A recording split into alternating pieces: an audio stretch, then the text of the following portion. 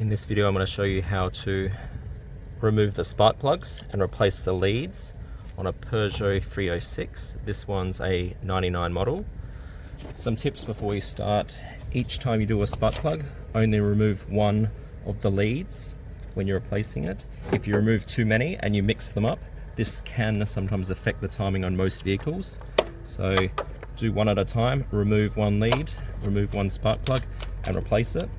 So what we'll do first is we'll get our spark plug adapter. This one is a 5/8 for this particular vehicle. Usually there's two different sizes depending on the vehicle. Make sure it's secure and then undo the spark plug. So inspect this spark plug and see what the engine's like.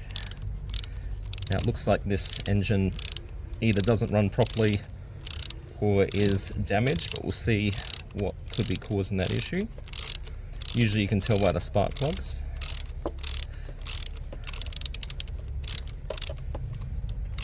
Looks like this one's nearly done. Okay, spark plug's out, and we can see there is a lot of oil on this one. So it's obvious that there is likely to be a seal issue and oil's leaking into the combustion chamber, which would mean that this car would blow either a lot of smoke or not start at all.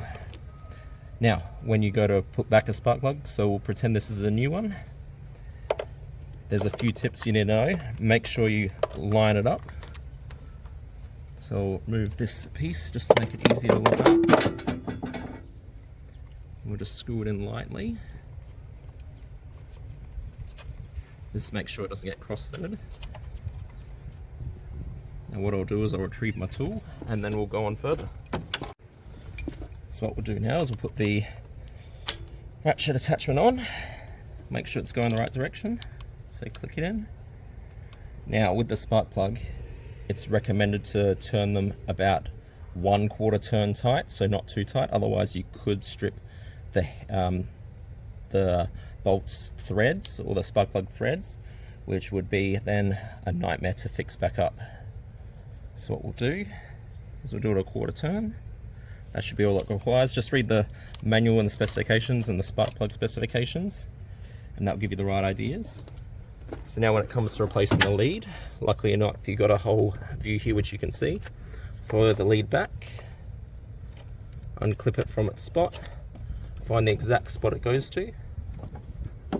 Now these ones go from the side, so remove it from the side, take it out.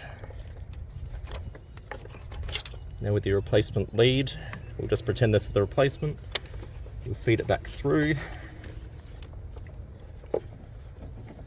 You'll clip it onto the spot.